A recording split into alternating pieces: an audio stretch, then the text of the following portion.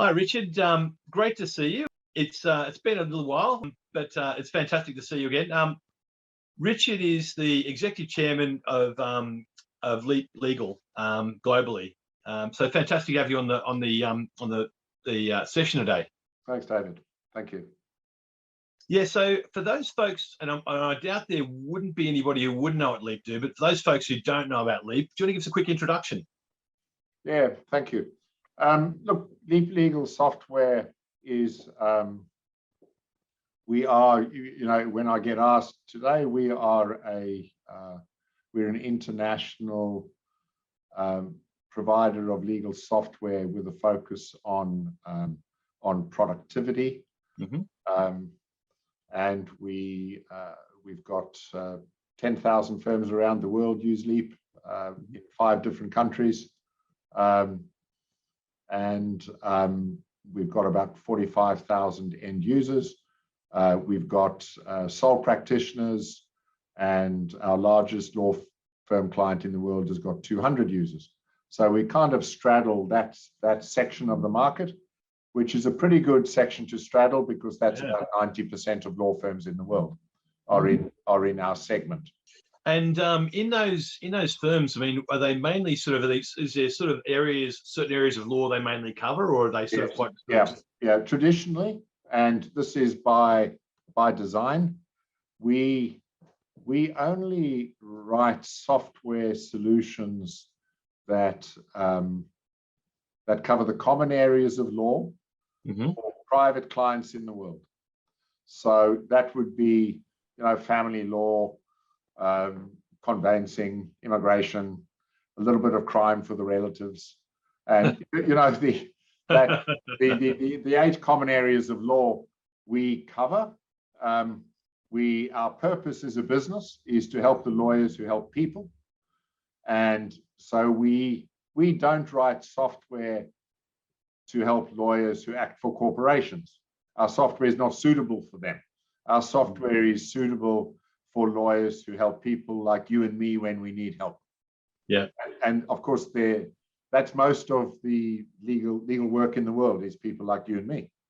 Yeah, no, that's fantastic. I mean, and are they, I guess, across the world, your client, the Leap clients, particularly in Australia, US, and UK, or which countries do you actually cover?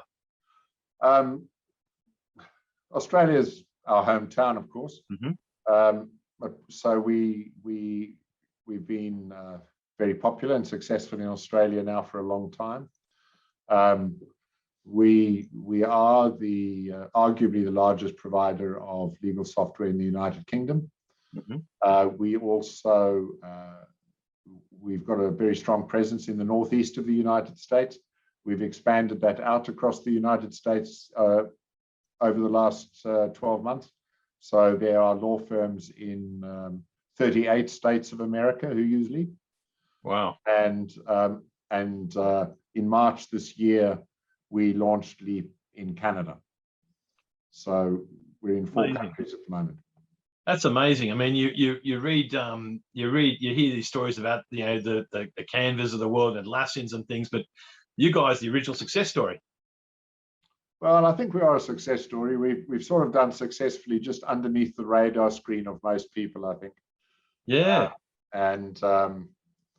We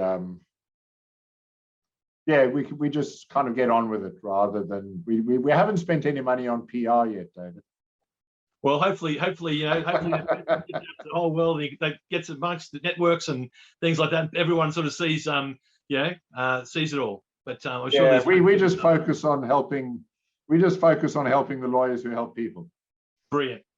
So, what kind of firms would actually? So I guess what kind of firms would take Leap on? Would actually buy Leap, or take it on? Look, we, as I say, our largest client in the world's got more than 200 users. They're in fact in the city of London. So they're right in the middle of London. Is our largest client in the world. Typically, a lot of our largest clients have all grown to be that large. They didn't buy Leap at that stage. But all of our clients are practicing law in those areas that I've described. and many of them are entrepreneurial. I think Leap is very attractive to entrepreneurs because entrepreneurs understand the value of innovation. Yeah. And we are constantly innovating. And I think that Leap, next year is a very big year for Leap because it's the 30th anniversary of our founding. Wow. And there's certainly not another legal software company in the world that has endured and succeeded in the way that Leap has. So it is an amazing pedigree to have, to be probably the oldest extant legal software company in the world. Certainly, we are the only one to have successfully internationalized with a proper presence in those countries.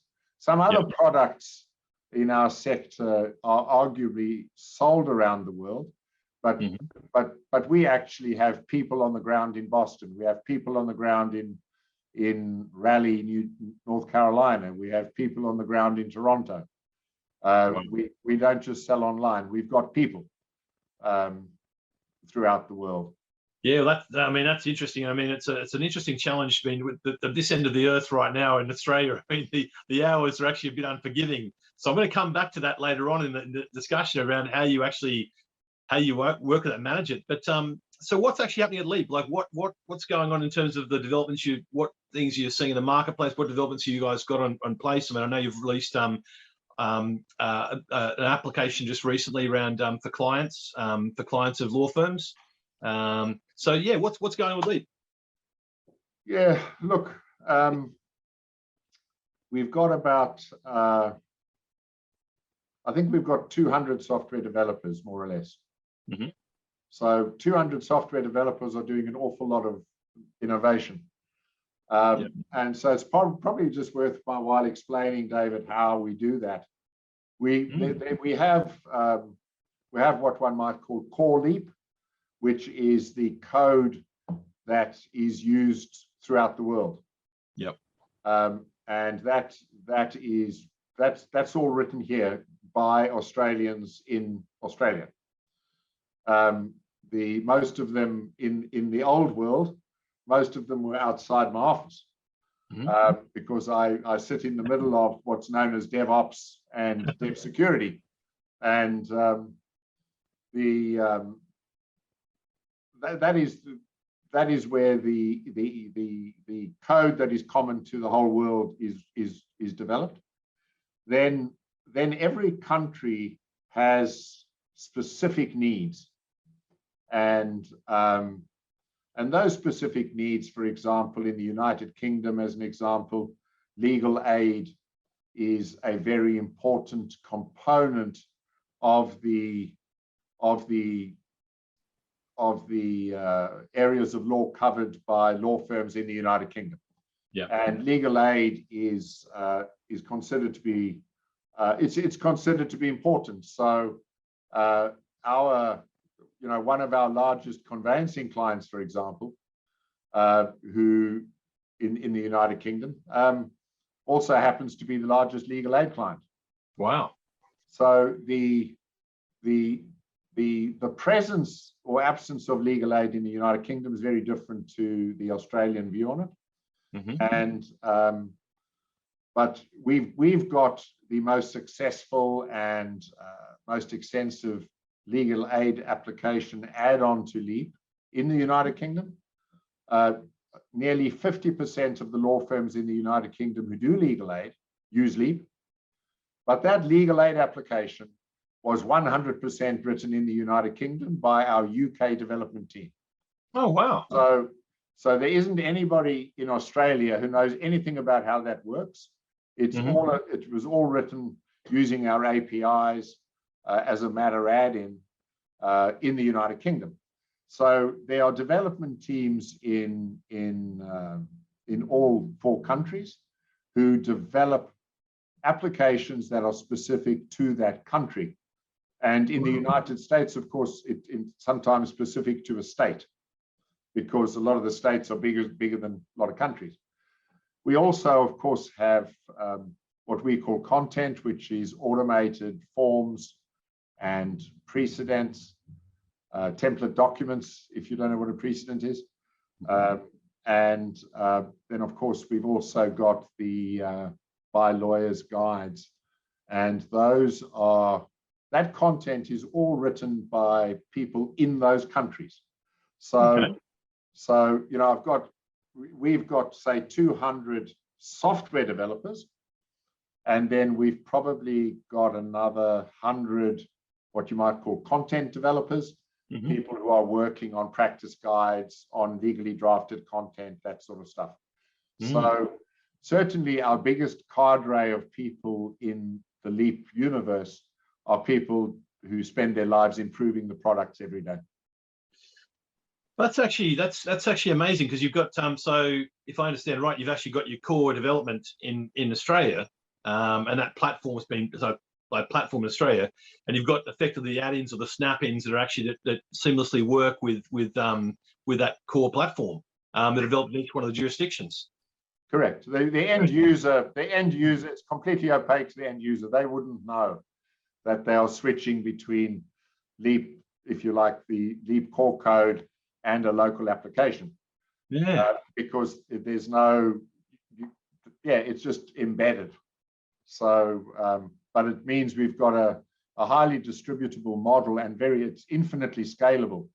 And, you know, I think that probably, you know, in 10 years' time, I would think that the development team in the United States is probably going to be far larger than our development team with Core Leap in Australia, just because we've got 50 states and they've got all sorts of requirements that we will meet out of the dev team in the United States. So, you know, I think we'd probably have 200 developers in the United States and probably 300 people doing content in 10 years' time. So we'd probably have 500 people in the United States in 10 years' time, I would think. I mean, what I've always wondered this. I mean, what is the global, the market that you're actually playing in, which is, I guess, you know, if you sort of said, if you got 1 to that 200 sort of range of folks, I mean, what does that market look like globally? And I guess, what countries would you look at to expand into next? You know, first of all, as I said, that's 90% of law firms in the world fall into our target group. Yeah, 90% are helping families in crisis, people in crisis, and that's 90% of law firms. There's always it's very hard to get one's head around exactly how many law firms there are. The big question always in the United States, but we think commercially viable law firms in the United States is somewhere between 400 and 500,000 law firms commercially viable in the United States. By contrast, Australia is about 18,000. So the United Kingdom, interestingly, is very similar to Australia. The average law firm in the United Kingdom is much bigger than the average law firm in Australia. And that's a pure function of population.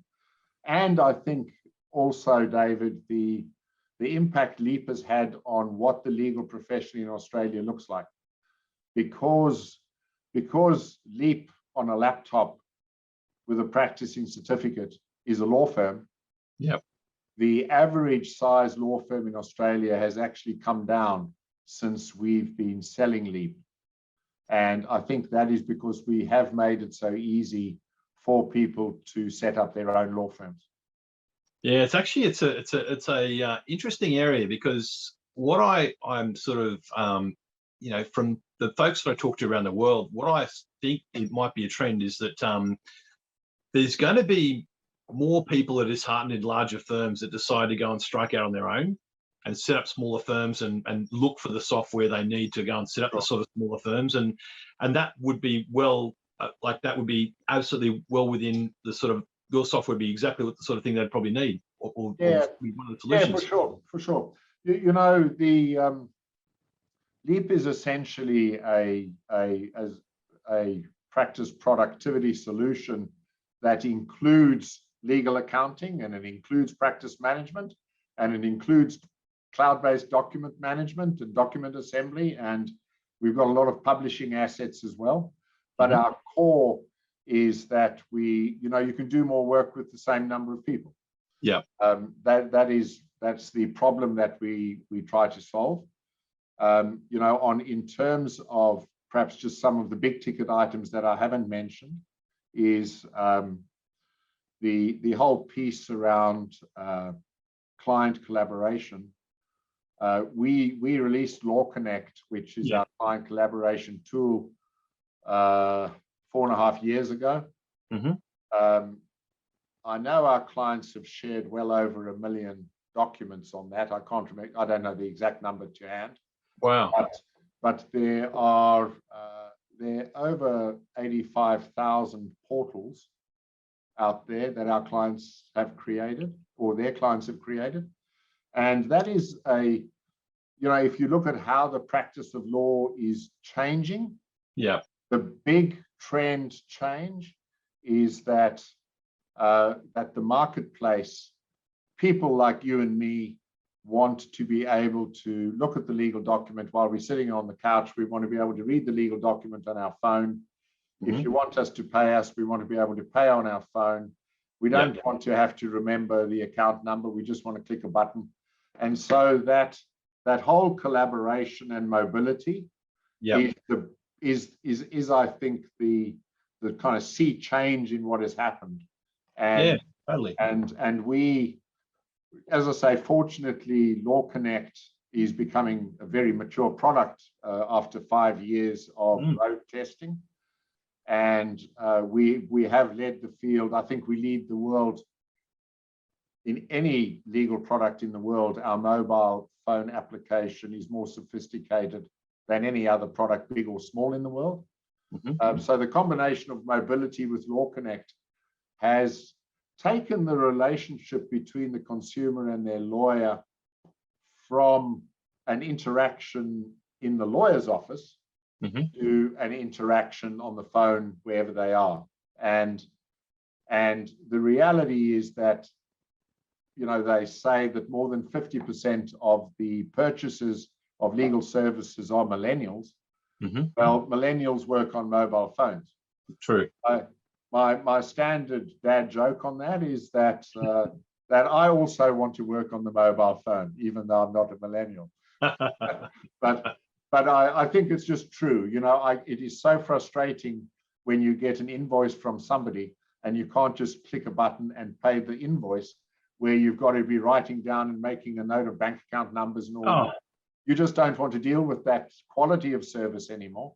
And so, I think it's about providing a 21st century experience for the 21st century. The other area that there are two areas that we've done a tremendous amount of innovation in, and we've got very exciting product that is in the process of being released, is we have reinvented invoicing. We don't believe that invoices have been reinvented in 100 years. Invoices still look the same as they did 100 years ago. And we have created our new invoicing system is HTML based. It's interactive.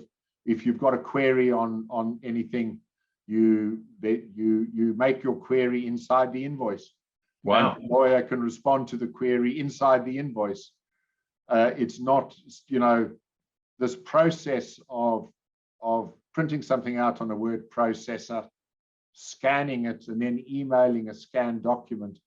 That is absurd. That's like a 25-year-old solution. It is. And this new online interactive invoice, we believe, is going to set the new global standard for legal invoicing. We're asking lawyers to change the way they've invoiced their entire professional careers, but we believe it is so superior to how they're doing it today, and that they're going to love it. Like, David, you're going to get an invoice if you're smart enough to use a firm that uses Leap. You'll get an invoice on your phone that's HTML, and you look at it and you're going to say, I don't know what that $2,500 was. And you're going to tap on it and request information. And instead of querying the whole bill, your request for information about that one entry will go to the lawyer who's acting on the matter. And they can reply to you and tell you. which is fantastic. It is, I think it's going to revolutionize not only the presentation, but the regulatory side of invoicing. Yeah. Where it errs on the side of volume instead of quality. What we've done is we're saying do quality, and if David wants more detail, let him ask for it. And so it's to try and make invoicing a more valuable and interesting experience. At the same time, I think that lawyers have and always will struggle with recording what they do. Yeah. Time recording, and it doesn't. We think we're pretty good. Our tools for time recording are pretty good, but we can't get a lawyer to actually. We can't force a lawyer to actually record it. Mm-hmm. So our next big innovation there is background matter activity recording, and so the lawyer is just going to be able to practice law all day, and we will know what that lawyer's done all day. The lawyer will know what they've done all day. If they've done non-billable stuff, they can just say that letter to David wasn't billable. He's a mate of mine. But instead of trying to build it up based upon memory and activity, we're saying, David, you actually worked 8 hours. This is what they look like. This is what you did. I think that there's certain cohorts who are going to be helped by this tremendously, apart from the owners of law firms who are going to run far more efficient and profitable businesses. But the cohorts who are really going to be helped are young lawyers coming into busy practices. And over the years, David, I've heard so many times where a managing partner will say to me, I don't know how to make my associate lawyers profitable. And the answer to that is they are so, particularly in family law, if you're a 24-year-old graduate female lawyer and you get your first job in a family law practice, you're dealing with people at their most vulnerable, hurly-burly. To expect somebody doing that to remember that they need to record their life in 6-minute units it's absurd, really. And in fact, there was a social media post which I repeat always, and it was a lawyer said on one of the social media platforms that there were 1,000 reasons why she'd chosen to become a lawyer, and none of them included measuring her life in 6-minute units. But I think that's true for every lawyer. Every lawyer did not plan on measuring their life in 6-minute units. And what we are doing is we kind of taking that away. And so that these people who are trying to learn how to be good lawyers can focus on being good lawyers, on providing great client service, not on being great administrators. No lawyer wants to get paid for being a great administrator of paper. They want to get paid for being great lawyers. Well, that's right. The value is not there as well. I mean, people filling in forms and collecting information and sort of, I mean, at the end of the day, as an end user of a legal service, you want to know that it's all value-based type stuff, and it's actually advice and value-based stuff. That's correct. That's correct. And I think that these two things working hand in hand, we're very, very excited about it. It's an ambitious target, but we think we are going to change the way in which law is practiced in the world. Brilliant. That's brilliant. Well, I mean, those efficiencies, I mean, it actually helps business, it helps people, I mean, it's amazing. I had and I think they were actually a Leap user, my lawyer, pretty sure they were, but the work that they do in changing lives and actually rebuilding lives and helping you form businesses, and there's such an immense contribution that lawyers make to the world from point of view of the service they provide. Enormous. Enormous. I think in the Western world, as the role of organized religion has lessened over the last 40 years, I think that the role that the legal profession plays in maintaining a coherent civilization has become far greater. Yeah. And it's easy to pay lip service to something called the rule of law. Yeah. But the rule of law is millions of lawyers in small law firms around the world guiding people through the crises of life. And those are the people who we try to help. No, absolutely, very noble and well put. I mean, that's a very noble service. I wonder, Richard, like, what do you? I mean, you see all sorts of firms all over the world. What are the really top firms doing? Like, what are they doing? What practices do they have? Bear in mind, I just said common areas of law, right? So what are those firms doing? I think the most successful clients that we have in every country, the common features start with leadership. There's a leader with a clear vision. They have chosen to practice in the areas of law that they enjoy practicing law in. And they've chosen not to do the stuff that they don't like doing. And I think when you do that, you're naturally going to get better and stronger at it. Yes. It's going to sound a little bit self-serving, but they have chosen to use technology. And the investment in Leap is a choice. The fact that we have been as popular as we have, I think, means that we have delivered on that promise to those lawyers. Yeah. And what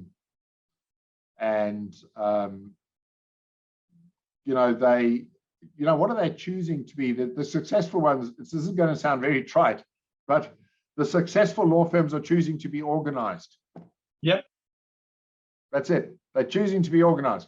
And when you talk to lawyers who tell you how stressed they are, they're not stressed by the client matters. They love that. Yeah. They're stressed about the fact that they haven't got their timesheets in. They're stressed about, they are stressed about the overdraft, or they're stressed that they haven't had the invoicing done this month. Yeah.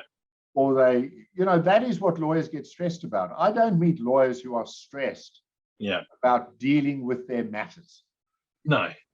It is always organization. And I think the successful law firms in the world are choosing to be organized. Makes sense. I mean, makes sense. And it's always, people do what they love doing, but if you can actually have the I guess the administration functions all handled for you and the firm organized well, that takes away that stress. A lot of the stress. I think the other big trend, just on what you were saying, is and again, this is in all countries over the last 15 years, there has been the emergence of an incredible entrepreneurial class of female lawyers. I think that many women have decided that sitting in male-dominated firms waiting to be offered a partnership is not for them. Yeah. And we have got an incredible number of entrepreneurial women who have literally started their law firms on their kitchen table and who have built substantial law firms. Amazing. And this is in every country.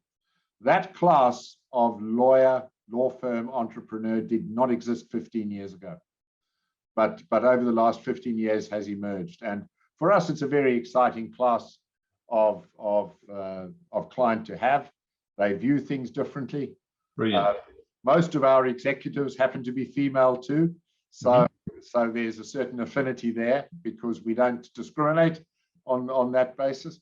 But that is probably, if leaving aside the technology, that is one of the most significant trends in the world. Yeah, it's really interesting, and it's a great thing that's actually happening. Richard, I've got one final question for you, and this is around you personally. I mean, you're running an amazing business. I mean, you're all ends of the earth. What are your productivity hacks, and what resources and books would you suggest people to read to do something like you do?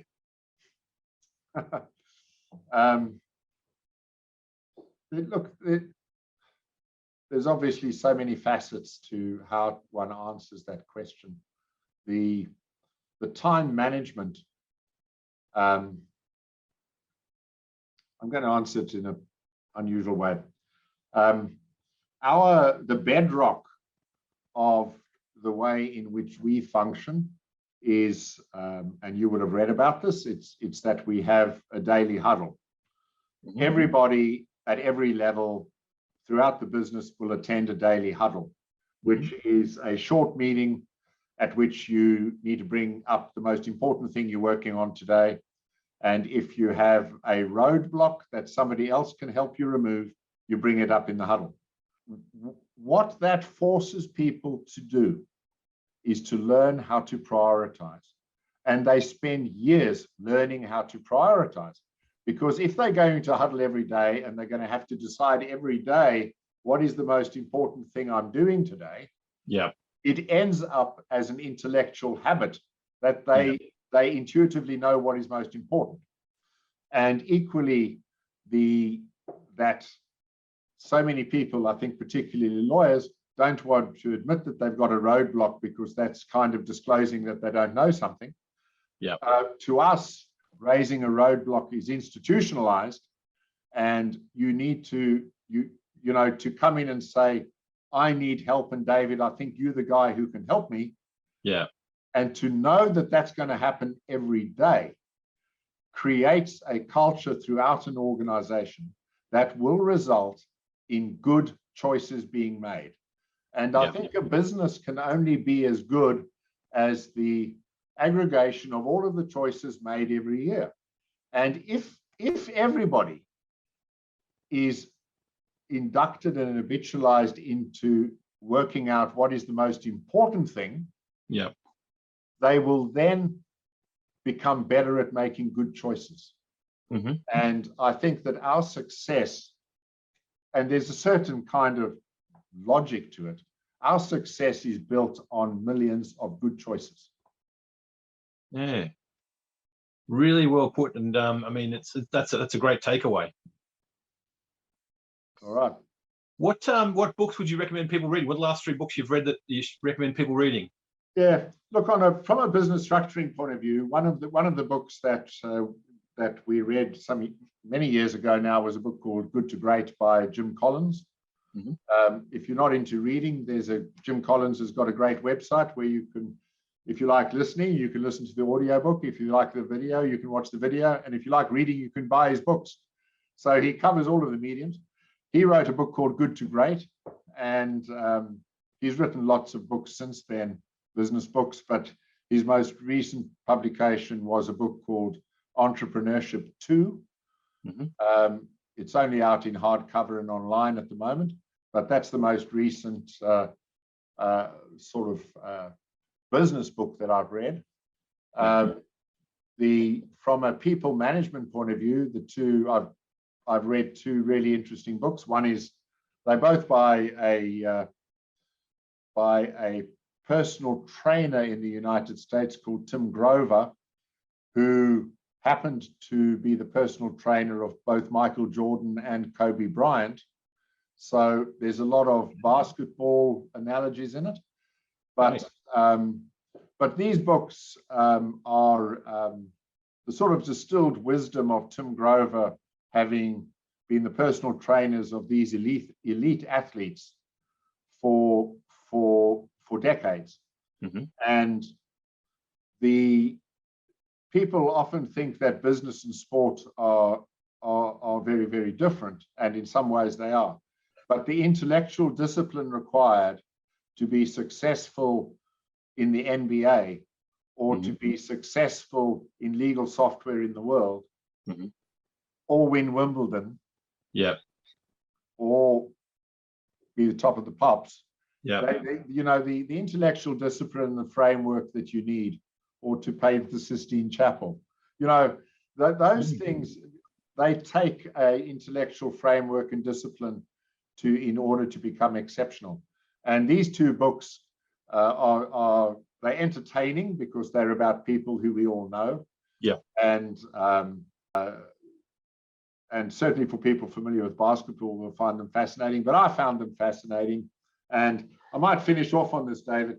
is that what Tim Grover says, in his chapter on motivation, he talks about motivation and motivating people.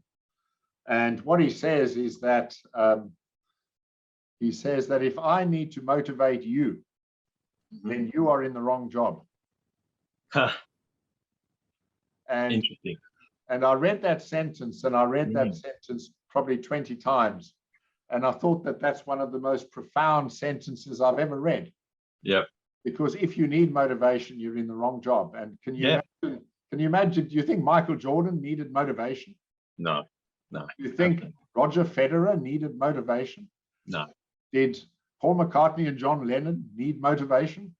Absolutely not. No, you know. And it's one of those great truths. And of course, I've been relating this story to sales teams around the world ever since I read it.